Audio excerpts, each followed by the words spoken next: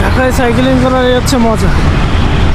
সব জ্যামে আটকা পড়ে থাকে আর আমরা যেমনি সেমনি বের হয়ে যায়।